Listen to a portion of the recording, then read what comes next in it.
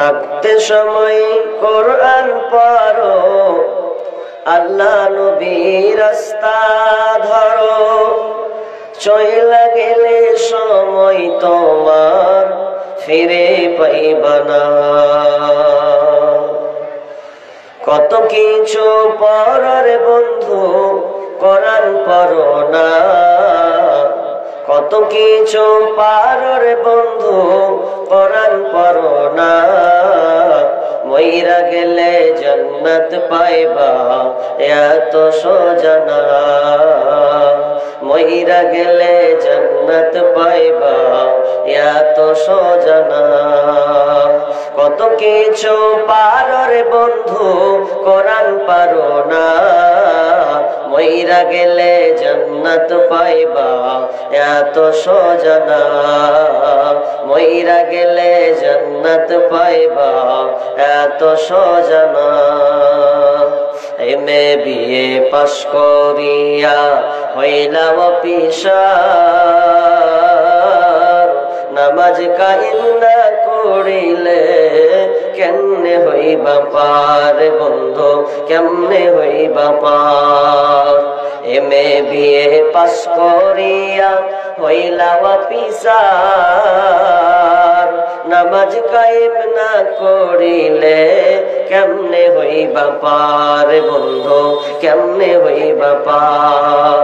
নামাজ কায়েম না করিলে সব কিছু যাবে বিফলে। নামাজ কায়েম না করিলে সব কিছু যাবে বিফলে। আখিরাতে পড়বে ধরা, রেহাই পাইবা না। কত কিছু পারর বন্ধু, কোরআন পারো না। মইরা গেলে জান্নাত পাইবা, এত সোজা না। মইরা গেলে জান্নাত পাইবা, এত সোজা না। তুমি অনেক ক্ষমতাবান রাজনীতিবিদ, আজরাইলে পাইলে দেখা ভাঙবে তোমার নিদ রে বন্ধু, ভাঙবে তোমার নিদ। তুমি অনেক ক্ষমতাবান রাজনীতিবিদ, মালাকুল মউতের পাইলে দেখা ভাঙবে তোমার নিদ রে বন্ধু, ভাঙবে তোমার নিদ। কত নেতা এলো গেল, কিছু না তারা করতে পারলো। কত নেতা এলো গেল, কিছুই তারা না করতে পারলো। সবারই তো যাওয়ার একটাই ঠিকানা। কত কিছু পারো রে বন্ধু, কোরআন পারো না। মইরা গেলে জান্নাত পাইবা, এত সোজা না। মইরা গেলে জান্নাত পাইবা, এত সোজা না। থাকতে সময় কোরআন পারো, আমার নবীর রাস্তা ধরো, চইলা গেলে সময় তোমার ফিরে পাইবা না। কত কিছু পারো রে বন্ধু, কোরআন পড়ো না। কত কিছু পারো রে বন্ধু, কোরআন পড়ো না। মইরা গেলে জান্নাত পাইবা, এত সোজা না। মইরা গেলে জান্নাত পাইবা, এত সোজা না। উপস্থিত সম্মানীয় সুযোগ্য আজকের এই জলসার স্বনামধন্য সভাপতি, মঞ্চ উপবিষ্ট ওলামা ইকরাম এবং দূরদূরান্ত থেকে আগত সম্মানীয় অতিথিবৃন্দ, আমার সম্মুখে বসে থাকা দিনদার ইমানদার মুমিন ভাই সকল এবং পর্দার অন্তরালের সম্মানিতা মা ও বোনেরা, প্রথমে সেই মহান মুনিবের দরবারে প্রশংসা করি যে মহান মুনিব আমাদেরকে একটি মসজিদ কেন্দ্রিক আয়োজিত মাহফিলে কিছু কোরআন হাদিসের আলোচনা ও আমলের উদ্দেশ্যে এবং কিছু দান খায়রাতের একটা সুযোগ তিনি আমাদের করে দিয়েছেন। সে আল্লাহ সুবহানাহু ওয়া তাআলা শুকরিয়া আদায় করি, বলি আলহামদুলিল্লাহ। অতঃপর শান্তি বর্ষিত হোক সকল নবীদের উপর, বিশেষ করে আমাদের শেষ নবী জনাবে মুহাম্মদুর রাসূলুল্লাহ আমরা সকলে বলি সাল্লাল্লাহু আলাইহি ওয়াসাল্লাম। সম্মানিত উপস্থিতি, সময় খুব অল্প, তার মধ্যে আবার ঠান্ডার দিন, তারপরে আমার পরে আরেকজন বক্তা আছেন, তো এই সময় খুব অল্প, এই জন্য আমি সংক্ষিপ্ত কিছু আলোচনা আমি আপনাদের কাছে রাখছি। আল্লাহ সুবহানাহু ওয়া তাআলা আমাদেরকে পৃথিবীর বুকে পাঠিয়েছেন, তৈরি করেছেন তার একটা মূল লক্ষ্য এবং উদ্দেশ্য। সে লক্ষ্য এবং উদ্দেশ্য,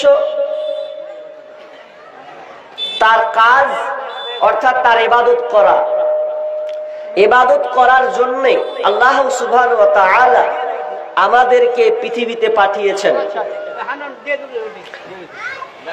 আপনার বাড়িতে যদি সন্তান থাকে, ছেলে থাকে কিংবা মেয়ে থাকে, আর ওই সন্তানকে আপনি এত সুন্দর করে লালন পালন করলেন, তাকে স্নেহ মমতা দিয়ে বড় করলেন, আর বড় করার পর যদি ওই ছেলে আপনার কথাই না শুনে, আপনাকে প্রাধান্য না দিয়ে পরের লোককে প্রাধান্য দেয়, আপনি বলেন তো আপনার কথা শুনে না,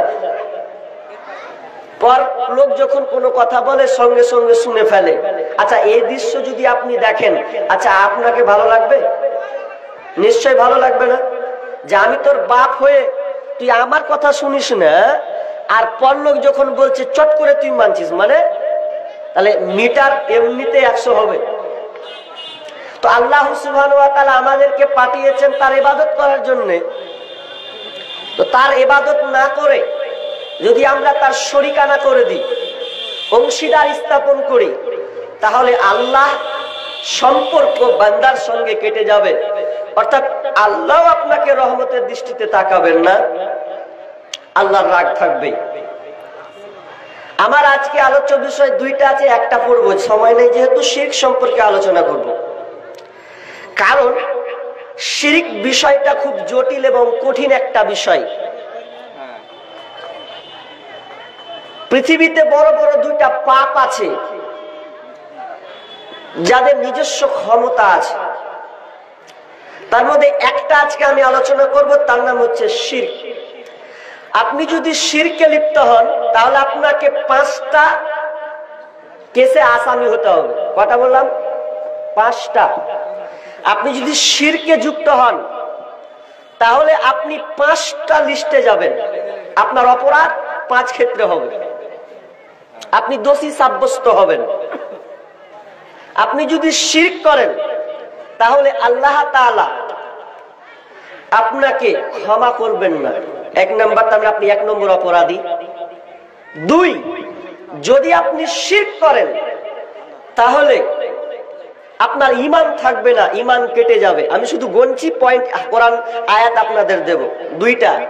নাম্বার 3, যদি আপনি শিরক করেন তাহলে আপনার পূর্বে যত আমল আছে, যত নেকি আছে, সব কেটে যাবে। আপনি 60 বছর ধরে ইবাদত করলেন, ইবাদত করার পর যদি আপনি শিরকে লিপ্ত হন, শিরক যদি চালু হয়ে যায়, তাহলে আপনার পূর্বের যত নেকি আছে সব কেটে যাবে, থাকবে না। নাম্বার 4 নম্বর আপনি অপরাধী হলেন এই যে আপনি যদি শিরকে লিপ্ত হন তাহলে আল্লাহ তাআলা আপনার জন্য জান্নাত হারাম করেছেন, আপনি জান্নাত যেতে পারবেন না। 4টা। 5 নম্বর, আল্লাহ তাআলা বলছেন যদি কেউ শিরক করে তাহলে তার জন্য হচ্ছে জাহান্নাম অবধারিত। 5টা হলো কি হলো না? 5টা হয়েছে। তাহলে এই 5টা কেসে আপনাকে ঝুলতে হবে, অথচ আমরা জানি না শিরক আজকে আমাদের সমাজে, আরে আহলে হাদিস পরিবারেও দেখা যায় অহরহ শিরকে ভরা। আমরা এখনো জানি না, মুখের মাধ্যমে শিরক করি, কাজের মাধ্যমে শিরক করি, বিশ্বাসের মাধ্যমে শিরক করি, অনেক ক্ষেত্রে আমরা শিরক করে ফেলি, অত জানি না। আমি সংক্ষেপে একটু একটু করে বলবো, তবে আয়াতটি ধরে তারপর আমি একটা একটা করে আপনাকে বলবো, আপনি শুধু শুনতে থাকুন। সবসময় খালি হাসির কৌতুক মজার ছলা শুনলে হয় না, কিছু নিয়ে আপনি বাস্তবতার দিকে ফিরুন, পরিবারকে পরিবর্তন করার চেষ্টা করুন, তাহলে আপনার এই আলোচনা শুনে আপনার কাজে আসবে। আল্লাহ বলেন, বিসমিল্লাহির রহমানির রহিম, وقضى ربك ألا تعبدوا إلا إياه। এক নম্বর আল্লাহ সুবহানাহু ওয়া তাআলা বলেন, আল্লাহ নিজেই রায় ঘোষণা করছেন, এটা পৃথিবীর কোন বিচারক রায় ঘোষণা নয়। আল্লাহ তাআলা স্বয়ং নিজে রায় ঘোষণা করেছেন, আল্লাহ বিচারক হয়েছেন। ওয়াকাদা, আল্লাহ নিজে রায় ঘোষণা করছেন, আদেশ করেছেন। ওয়াকাদা রাব্বুকা আল্লা তা'বুদু ইল্লা ইয়া, তোমরা আল্লাহ ছাড়া অন্য কারো ইবাদত করবে না। তার মানে আল্লাহ বলতে চাচ্ছেন তোমরা একমাত্র আল্লাহর উপাসনা করবে, আল্লাহর ইবাদত করবে। আল্লাহর ইবাদত করতে গিয়ে তোমরা অংশীদার নিয়ে আসবে না। এক নম্বর আল্লাহর রায়, এই রায় মানতে হবে কি হবে না? কার রায়? কোন দুনিয়ার ব্যক্তির? একমাত্র আল্লাহ রায় দিচ্ছেন। দুনিয়াতে অনেক কিছু জিনিস আছে যে রায় মানতে ভালো লাগে না, তো আপনার জন্য অপশন থাকে। অপশন থাকে না? থাকে। যদি আপনি কোনো কেসের আসামি হন, ওই আপনার বিচারটা যদি আপনাকে ভালো না লাগে, তাহলে আপনি বিচারকের কাছে ফায়সালা নেন যে আপনি আমার এই কেসটা সমাধান করে দেন, আমাকে এটা ভালো লাগলো না। যদি আপনাকে ওই বিচারকের রায় মানতে ভালো না লাগে, যদি আপনার স্পষ্ট না হয়, তাহলে আপনি ম্যাজিস্ট্রেট কোর্টের কাছে যেতে পারবেন। ম্যাজিস্ট্রেট কোর্টে আপিল করবেন। আপিল করতে গিয়ে আপনাকে যখন একটা রায় ঘোষণা দেবে, ওটা আপনি রায়টাকে দেখলেন, না আমার এটা ভালো লাগেনি, আমার উপরে ইনসাফ চালানো হলো না, এটা আমার রায় ভালো লাগলো না, তাহলে আপনি ম্যাজিস্ট্রেট কোর্ট যদি আপনাকে ভালো না লাগে, তাহলে দুনিয়ার আদালত হচ্ছে আপনি জজ কোর্টের কাছে আপনি যেতে পারবেন। জজ কোর্টের আইন যদি এরপরে আপনাকে ভালো না লাগে, জজ কোর্ট বলবে ঠিক আছে, আমার রায় যদি তোমার ভালো না লাগে, তুমি চলে যাও কোন কোর্টে? হাইকোর্টের কাছে যাও। হাইকোর্ট আপনাকে রায় দেবে। ওই হাইকোর্ট রায় দেওয়ার পর এরপর যদি আপনি বলেন না হাইকোর্টের আপনার রায় আমি মানলাম না, এটা আমার ভালো হয়নি, তাহলে আপনি ওই হাইকোর্টকে বাদ দিয়ে চলে যাবেন সুপ্রিম কোর্ট। সুপ্রিম কোর্টের কাছে আপনি রায় ঘোষণা করবেন, আপনি আপিল করবেন, আপনাকে ফয়সালা দিয়ে দেবে। এরপরও যদি বলেন আমি সুপ্রিম কোর্টের আইন মানব না, তাহলে আর আপনার কোনো রাস্তা নাই, তুলে চামড়া তুলে দেবে। কারণ শেষ হাইকোর্টের সুপ্রিম কোর্টের উপরে আর কোনো কোর্ট নাই, সুপ্রিম কোর্টের উপরে আর কোনো কোর্ট নাই, ওটা আপনাকে মেনে নিতে হবে। এটা তো দুনিয়ার চুপ হলো, কিন্তু আল্লাহর আইন, আল্লাহর আইন, আল্লাহকে আলাইসাল্লাহু বিআহকামিল হাকিমিন, আল্লাহ হচ্ছেন বিচারকের বড় বিচারক, হাকিমের বড় হাকিম। তিনি প্রথম রায় দিয়েছেন পৃথিবীর মানুষরে, আমার এই রায়টাকে তোমাদেরকে মানতে হবে। যদি বলো মানবো না, আল্লাহ এই রায় মানবো না, সুপ্রিম কোর্টকে বলবেন মানবো না, তো সুপ্রিম কোর্ট আপনাকে কি করবে? জেলে ভরবে, কিংবা আপনাকে ফাঁসি কাস্টে ঝুলাতে পারে। যে কোনো একটা আইন আপনার উপরে চাপিয়ে শাস্তি চাপিয়ে দিতে পারে। আর যদি আল্লাহর আইন মানতে না ভালো লাগে, তো আল্লাহ নিজেই বলছেন সূরা রহমানের ভেতরে, ইয়া মাশারাল জিন্নি ওয়াল ইনসি ইন ইসতাতা'তুম আন তানফুযু মিন আকতারিস সামাওয়াতি ওয়াল আরদ ফানফুযু লা তানফুযুনা ইল্লা বিসুলতান। আল্লাহ বলছেন যদি তোমাদের আমার আইন মানতে ভালো না লাগে, মানুষ এই জিন, এ মানুষ এবং জিন তোমরা শোনো, যদি আমার আইন মানতে ভালো না লাগে, তাহলে তোমরা একটা কাজ করো, বেশি কোনো কাজ করতে হবে না। ওরে পৃথিবীর মানুষ, ওরে জিন জাতি শোনো, তোমাদেরকে কোনো কাজ করতে হবে না, একমাত্র তোমাদের কাজ করতে হবে আমার দুনিয়া ছেড়ে তোরা অন্য জায়গা চলে যা, আমার পৃথিবী ছেড়ে দে। তোর যেমন চাই করে বেড়াগা, রাহাজানি করে বেড়া, লম্পটি করে বেড়াগা, ছিনতাই করে বেড়াগা, দুনম্বরি করে বেড়াগা, বেমা তুই বেপর্দায় চলে ঘুরে বেড়া, আমার আল্লাহ কোনো আপত্তি নাই। তবে শোনেলে, যদি আমার আইন মানতে ভালো না লাগে, তাহলে তোরা আমার পৃথিবী ছেড়ে চলে যা। ইল্লা বিসুলতান, এই পৃথিবী ছেড়ে আপনি কোথায় যাবেন? আল্লাহ বলছেন তোর ক্ষমতা নাই, পৃথিবী ছেড়ে যাবে কোথা? মঙ্গল গ্রহে যাবে, না চাঁদের দেশে যাবে, না ভূপৃষ্ঠে আপনাকে, না মাটির নিচে তুই যাবে, না সমুদ্রের তলে যাবে, ওটা তো আমার রাজত্ব। তাহলে তুই আমার এরিয়া ছেড়ে কোনো জায়গা যেতে পারবে না। তাহলে এক নাম্বার আমার রায় তোকে মানতে বাধ্য। আল্লাহ বলছেন, আল্লাহ বলছেন এক নম্বর কাজ, তুই আমাকে আমার ইবাদত করবি, কিন্তু আমার ইবাদত করতে গিয়ে খবরদার খবরদার শিরক করবে না। শিরক করা যাবে না। তা শিরক নিয়ে বলতে গেলে অনেক লম্বা হবে, একটা একটা করে বলবো। শিরক করলে আগে বলেছি আপনার জন্য জান্নাত হারাম, বানাবাটি নয়, সূরা মাইদা খুললেই পাবেন। আল্লাহ বলছেন কি, আল্লাহ সুবহানাহু ওয়া তাআলা বলছেন ইন্নাহু মাইয়ুশরিক বিল্লাহি ফাকাদ হারামাল্লাহু আলাইহিল জান্নাহ ওয়া মাওয়াহুন নার ওয়া মা লিয-যালিমিনা মিন আনসার। নিশ্চয় যারা শিরক করেছে, নিশ্চয় যারা, হাগো ভাই মেয়ে ছেলে আবার ওইদিকে বসে আলো, মানে এত জায়গা ফাঁকা আছে আর এরা সামনে বসে কিসে লেগে? হ্যাঁ, মেয়েদেরকে ডাকবো বলতে এ খালাগুলা তোরা কোন লাজে ওখানে বসলি গে, বেটা ছেলের ওটি যে এদিকে ফাঁকা আছে, পুরুষদের এখানে পিছনে বসে গেলে জায়গা আছে, অনেক জায়গা আছে খালা, দেখ সামনে পিছন দিকে বসবে না, এদিকে এদিকে আদিকে।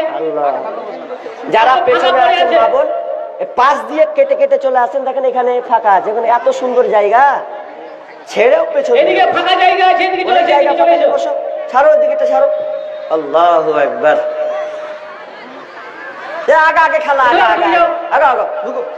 আরে আগে বাড়লে তো আরো ফায়দা রে ভাই, কি বুঝে না এরা, মানে ওখানে দুজনা বুঝলে কোনো পতাকা থেকে জানতো, ওখানে জানতো, মেয়েদের একটু ব্যবস্থা করে দেন, নিয়ে যান, মেয়ে মানুষ তো যান, একটু নরম করে নিয়ে যান।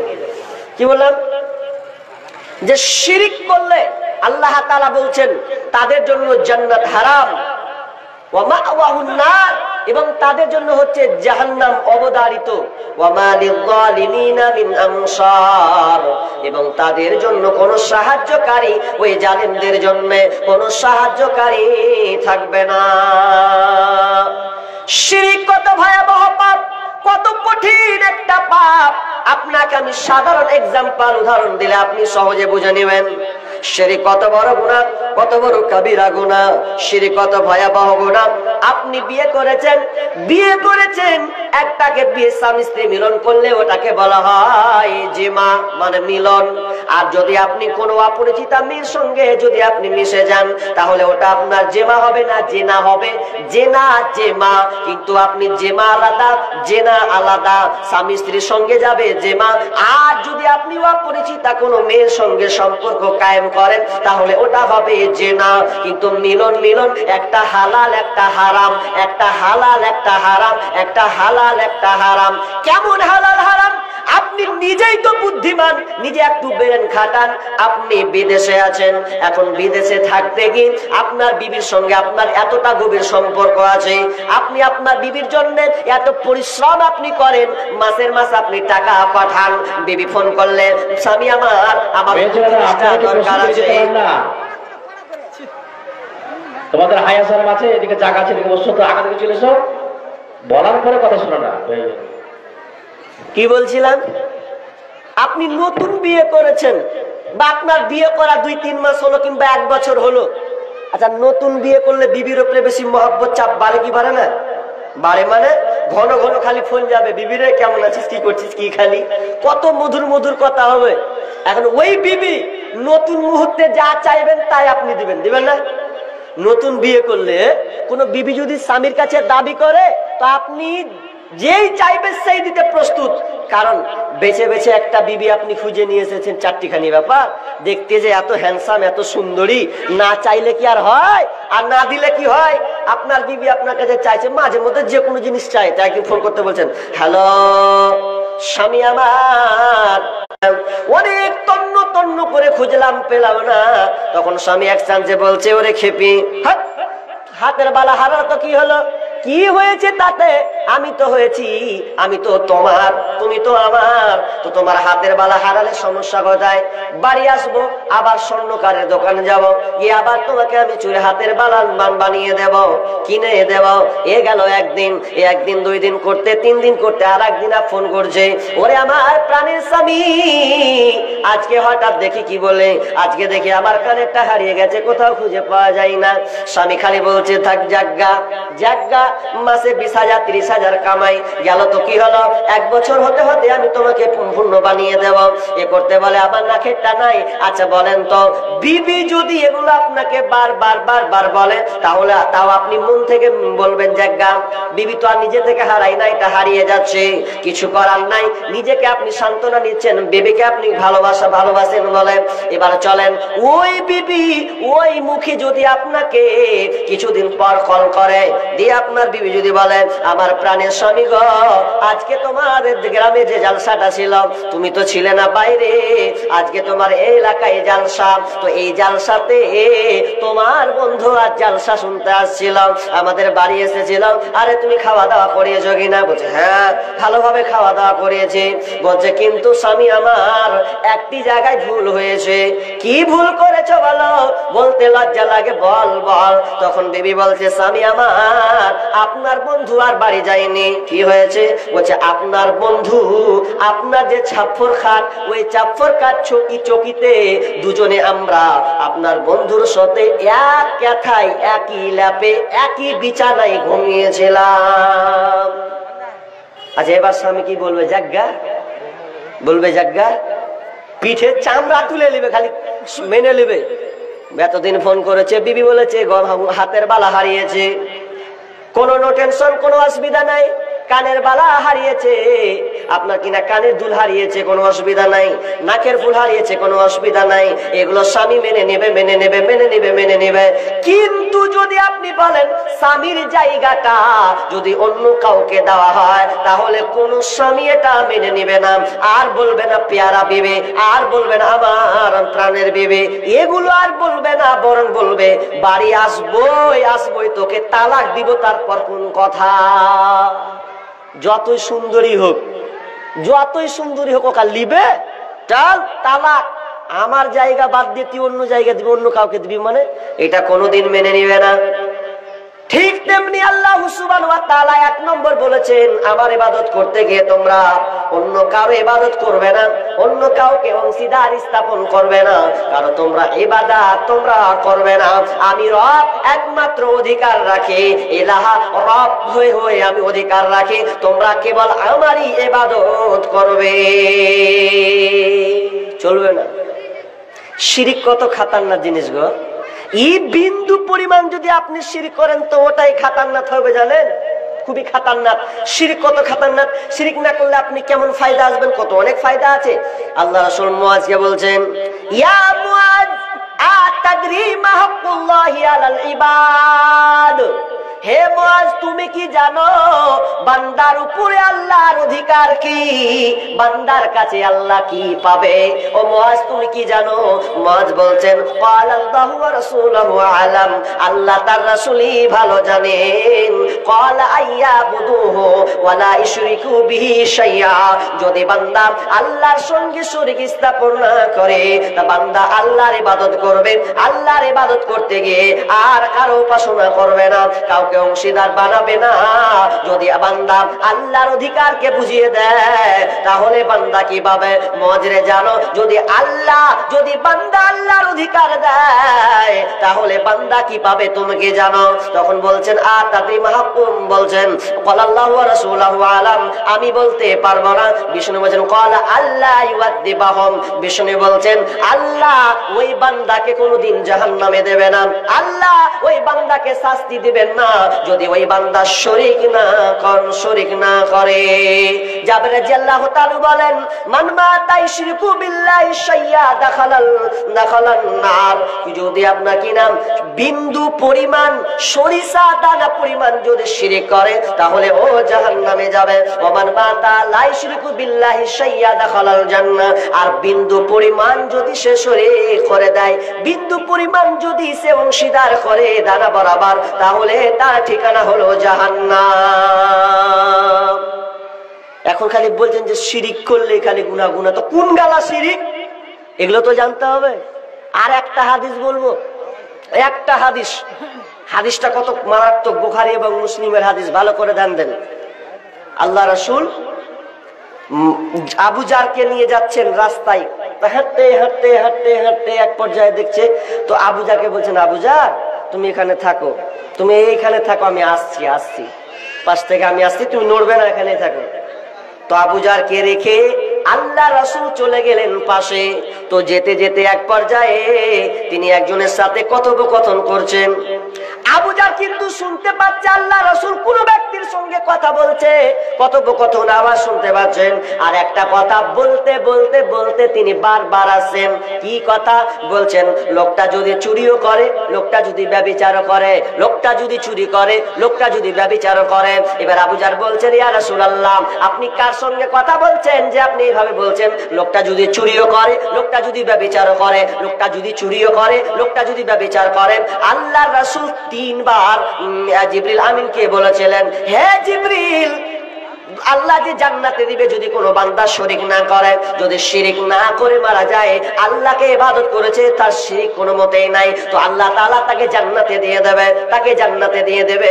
কিন্তু আমি থামতে পারলাম না, আমি আল্লাহ রাসূল জিবরিলকে জিজ্ঞাসা করলাম, আরে বুঝলাম আল্লাহ তো তাকে জান্নাতে দিবে, কিন্তু লোকটার মাঝে যদি চুরি থাকে, লোকটার মাঝে যদি জেনা থাকে, তাও কি জান্নাতে যাবে? জিবরিল সঙ্গে সঙ্গে বলছেন, হ্যাঁ, লোকটা জান্নাতে যাবে। একটু ক্ষান্ত হন। যারা চুরি করে মনে মনে করছেন তার মানে একটা ভালো মৌকা পেয়েছি, এখানে ক্লিয়ার হয়নি, হাদিস ক্লিয়ার করব। তারপর আল্লাহ রাসূল কেন এই কথাটা বললেন যে চুরি করলেও আমি জান্নাতে, ওই লোকটা জান্নাতে চলে যাবে, ব্যভিচার করলেও লোকটা জান্নাতে চলে যাবে? এ তো খাতারনাক বিষয়। কেমন হলো? কত খাতারনাক বিষয় জানেন? আল্লাহ রাসূল ব্যভিচারের কথাটা জিবরিলকে তুলে ধরেছেন। তো জিবরিল যে ব্যভিচারের কথাটা জিবরিলকে তুলে ধরলেন, কারণ আমরা জানি, শুনেন বুখারী মুসলিমের হাদিস, কেউ যদি জেনা ব্যভিচার করার পর যদি ধরা পড়ে বিয়ে করেছে, আর বিয়ে করার পর যদি কেউ ধরা পড়ে যে একটা ছেলে একটা মেয়েকে ধর্ষণ করেছে বা তার সঙ্গে লিপ্ত হয়েছে, কিন্তু ছেলেটা বিবাহিত, কুকাম আকাম করে দিয়েছে, এখন যদি ধরা পড়ে, শরীয়ত বলছে যে ওই ছেলেটাকে কোমর পর্যন্ত পুঁতে দাও, আর পুঁতে দিয়ে তাকে পাথর নিক্ষেপ করো, মারো, ওর বাঁচার অধিকার নেই। পৃথিবীতে ভয়াবহ 3টি পাপ আছে, যেই পাপ করলে তার বাঁচার পথ নেই। তবে 2 ক্ষেত্রে তার বাঁচার পথ আছে, একটা ছাড়া। কেমন শুনেলেন? যদি কেউ মুরতাদ হয়ে যায়, যদি কেউ বলে আমি ইসলামকে মানলাম না, আমি ইসলামকে মানি না, আমি ইসলামকে অস্বীকার করলাম, আমি অন্য ধর্মকে আমি গ্রহণ করে নিলাম, বা অন্য ধর্মকে আমি ভালোবাসি, যদি এরকম কেউ কথা বলে, তাহলে শরীয়তের কথা হলো ওই লোকটাকে হত্যা করতে হবে, কারণ সে মুরতাদ হয়ে গেছে, ওর কোনো মতেই বাঁচার পথ নাই। কিন্তু এখানে তার অপশন আছে, লোকটাকে হত্যা করে মারতে হবে। এখন ওই লোকটা বলে আমার ভুল হয়েছে, আমি ধর্ম ছাড়বো না, আমি বুঝতে পারিনি, এটা আমার নিজের ভুল হয়েছে, তাহলে ওই লোকটাকে আর মারতে হবে না, ও ক্ষমা পেয়ে যাবে, ওকে আর কাতাল করতে হবে না, কাতাল করতে হবে না, ও বেঁচে গেল। আর একটা ভয়াবহ পাপ, বাঁচার পথ আছে। কি? যদি সে একটা লোককে কাতাল করে, হত্যা করে দেয়। পৃথিবীতে কাবিরা গুনাহ আল্লাহ রাসূল 4টা এক হাদিসে বলেছেন, অল কাতলুন নাফস, যদি কেউ কোনো আত্মাকে, কোনো মানুষকে যদি কাতাল করে দেয়, এটা সবচাইতে বড় কাবিরা গুনাহ। কিন্তু কাতাল করলো, এর সমাধান ওকেও কাতাল করে দাও। যেমন মনে করলেন আমি যদি অন্য কাউকে মারি, মার্ডার করে দেই, তাহলে শরীয়ত বলছে ওকেও মার্ডার করে দাও। সমাধান যত বড় নেতা হোক, এমপি মন্ত্রী হোক, যত বড় পয়সাওয়ালা হোক না কেন, কোটিপতি হোক না কেন, ও যদি কাউকে নিরীহভাবে হত্যা করে দেয়, তাহলে তাকে হত্যা করতে হবে। কিন্তু এখানে তার বাঁচার একটা অপশন আছে। যদি সে বাড়ির লোক যদি বলেন, ভাই, ও আমার মা, ও আমার চাচা, ভুল হয়ে গেছে, আমার ছেলে আপনার ছেলেকে হত্যা করে দিয়েছে, বড় ভুল হয়ে গেছে, এর জন্য আমি আপনাকে কিছু টাকা দিব, কিছু হাদিয়া আপনাকে দেব, এর আপনি আমাদেরকে ক্ষমা করে দেন, আমার ছেলেকে আপনি ক্ষমা করে দেন। যদি তার আব্বা মা কিংবা তার আত্মীয় যদি ক্ষমা করে দেয় তাহলে লোকটা কিন্তু বেঁচে যাবে। কিন্তু 3 নাম্বার এত ভয়াবহ পাপ, আল্লাহ রাসূল বলেছেন কেউ যদি ধরা পড়ে যায়, 4টা সাক্ষী যদি সম্পূর্ণভাবে প্রমাণ হয়ে যায়, তাহলে যদি লোকটা সে ছেলে হোক কিংবা মেয়ে হোক, ছেলে হোক কিংবা মেয়ে হোক, যদি সে বিয়ে করার পর ব্যভিচার করে তাহলে তার বাঁচার কোনো পথ নাই। পৃথিবীর কেউ এসে তাকে বাঁচাতে পারবে না, কেউ তাকে বাঁচাতে পারবে না, পারবে না। এই জন্য আল্লাহ রাসূল জিবরিলকে বলছেন, জিবরিল রে, যদি লোকটা ব্যভিচার করে কি আল্লাহ তাকে জান্নাতে দেবে। 4টিখানি ব্যাপার।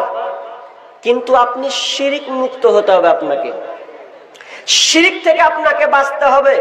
এবার আমরা লিস্টে যাব শিরিক কোনগুলা।